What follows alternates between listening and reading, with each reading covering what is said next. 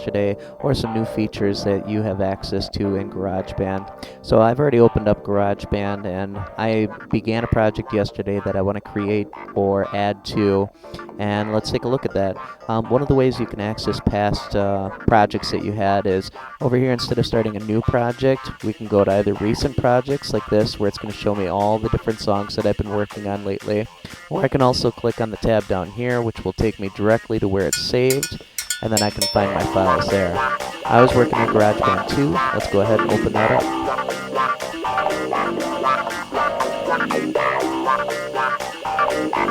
Alright, here is the song that I put together, and right now what we're looking at is a longer song that doesn't quite fit in the window.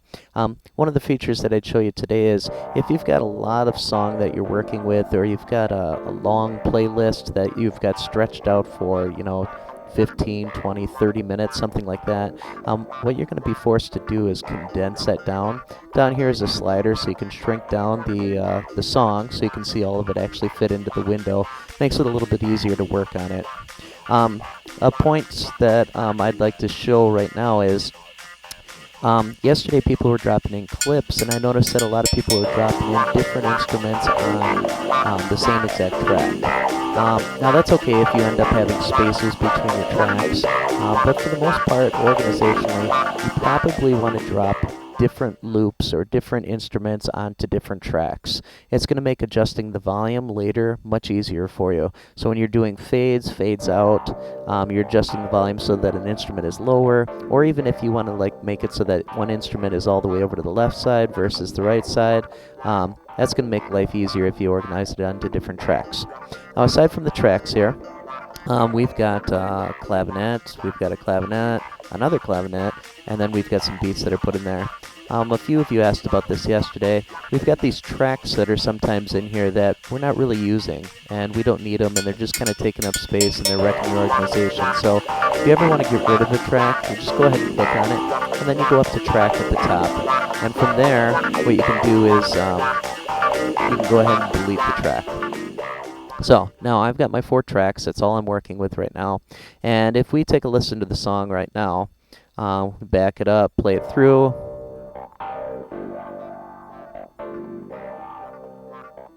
Okay, now I've got 2 instruments in there, but I only really hear one, and it's like overpowering the other, so I'm going to make some volume adjustments. Now, you've got your general volume slider here that you can slide up and down, but there's another audio that will work a lot better for making fine-tune adjustments. If I go ahead and I click on this down arrow over here, what it's going to do is it's going to give me my track volume. Now, this is the track volume for the first clavinet, and that's the one that seems really, really loud, and it's kind of drowning out the other one. Okay, what I'm going to do is I'm going to throw some anchor points in here, and I'm going to actually just fade that out, or fade it down at least, so that it's not so overpowering. So it comes in and it's kind of strong, and then it's going to fade out a little bit so it's not as loud. So now,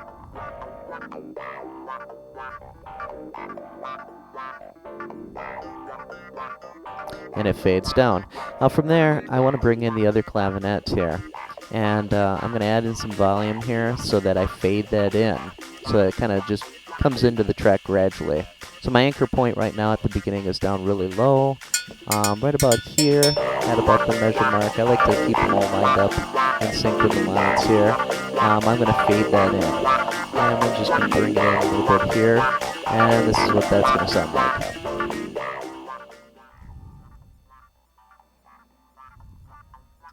Alright, now that becomes a little overpowering, so I'm going to actually take that down a bit.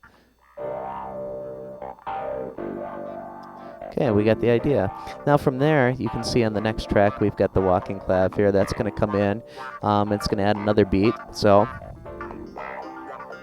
and again, that one's pretty strong here. It's overpowering the others. So what I'm going to do is I'm going to go ahead and dial that down a little bit. So I'm going to go ahead and add an anchor point in, bring this down.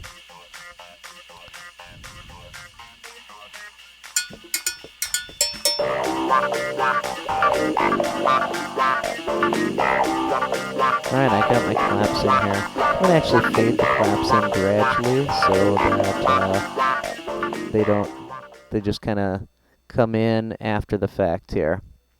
So I'll fade those in.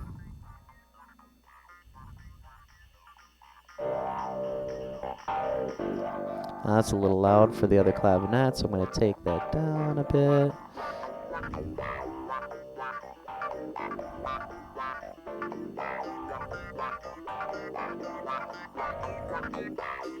Alright, and that's the effect that I've got. Now, the claps alone by themselves, they don't seem like much to fill that space in between. So I'm going to add what any good song needs, and that's a cowbell. So if you ever want to find an instrument and you're not exactly sure where it is and all of this stuff, what you can do is come over to the side here, and there's a search. And if you know the name of the instrument, or roughly the name, you can go ahead and type it in. So I'm going to go ahead and type in cowbell here and see what that brings up. That brings up a bunch of different percussion stuff. So cowbell is in the percussion area, and it looks like I've got a cowbell loop.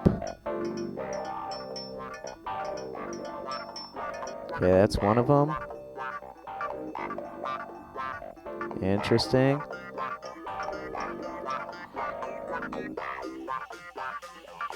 Alright, not bad. Okay, if you ever want to check to see if there's other ones, then you know that it's in percussion, you can go to percussion, and then you can scroll down to see if there's anything else in there that you may have missed. So I'm going to go ahead and head to cowbell. Oop, I got a cowbell loop here.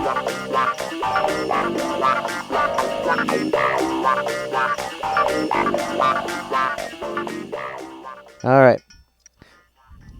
We're going to use the cowbell loop here. We're going to go ahead and drag that in. Now, I don't think I'm going to want all of that, but we'll see what it sounds like in there. So I'm going to drag that in onto its new track now. We've got that all organized, and we go ahead and put that in.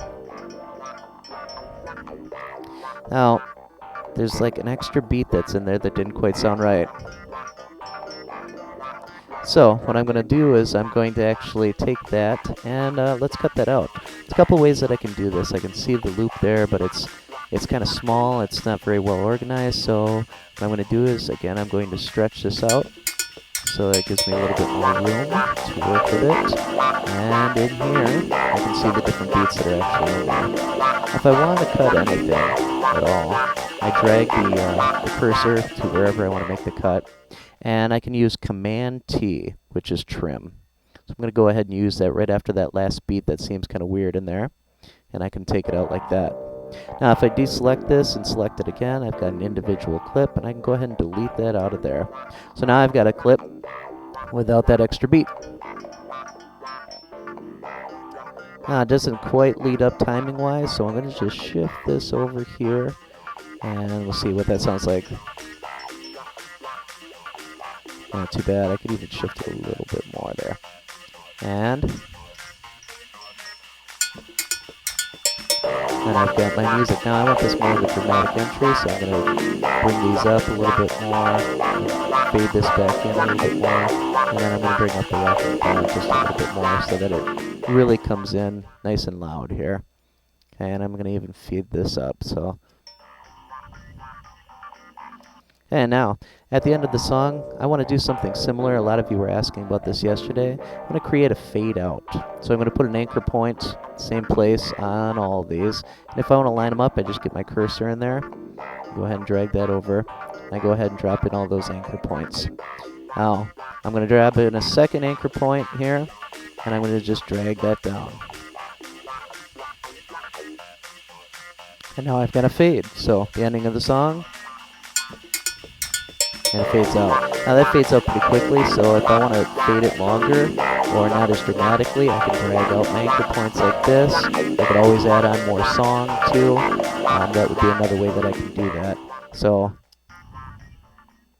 there we go. And I would drag out the song, actually, a little bit more. And it's going to fade out. You won't hear anything after a point anyway. So if I drag that out, boom. Now this will keep my total time.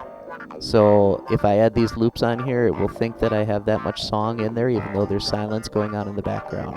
Okay, so now I've got my... Alright, and I can actually drag that out a little bit further. So we got more of like an 80s old-fashioned fade out. There we go. There we go, and that's everything. Now at this point I've got my song completed. It's still in GarageBand, though it's not very useful to me. The question is where can I put this, or how can I use this? We want to get it into a format where we could play it on iTunes, on our phones, on our MP3 players, and the most universal format to date is the MP3. So I'm going to show you how to convert that really quick. Here's my GarageBand project. Okay, before I do anything, I'm going to go ahead and save that project, just so I make sure that nothing's going to happen to it here. So go ahead and click Save. Alright, the project is saved. Now I'm going to convert this to an MP3. So I'm going to come up to Share, okay, and I'm going to export the song to disk. Later on, we're going to be using some of these other features like send song to iTunes, send ringtone to iTunes, but we're going to export the song to disk today. You could also burn it to a CD if you had a playlist or something like that. But let's export the song to disk. It's going to ask me a couple questions. Do I want to compress it? Yeah, I want a smaller file size so it's not taking up my whole hard drive or eating up all the space in my phone or my MP3 player, so I compress it. The compression that I'm going to use is actually the MP3 encoder. If I was using AAC, it'd be something that I'd be using on the Mac, but I want this to be universally interchangeable, so MP3 encoder. Okay. Now, for the settings, depending on what you're looking for, a good quality or high quality is more than enough quality for listening to it on your phone or your MP3 player. If you're going to burn it to like a CD or something like that, you'd want to come up to higher quality or perhaps even custom. We'll talk more about that later. Okay, so I'm going to leave it high quality and I go ahead and click Export. It's going to ask me, of course, where do I want to save this song to. I've got the desktop selected right now, so I can find it nice and easily. It's GarageBand 2, and I go ahead and click Save. It's going to create a mix down where it goes through the whole song, converts it, compresses it, all that, and then it does one more conversion after it normalizes, and it'll be on my desktop. So very quickly I can just drag this off to the side, and I can take a look. There it is, GarageBand 2. It's an MP3. That concludes our tutorial for today. I encourage you again to come up with 4 tracks, about 30 seconds, create some fade-ins and fade-outs, and tinker around with those volume changes with the different instruments, and then see if you can't convert it to an MP3 at the end, and drag that into the server. So once you're done, go ahead and get into the server, and I'm going to create a folder in here that is going to be the one that you're going to save it to. So let's just title that right now, GarageBand. Okay, and that's the folder that you're going to save it into according to your hour. Okay, well, good luck and have fun.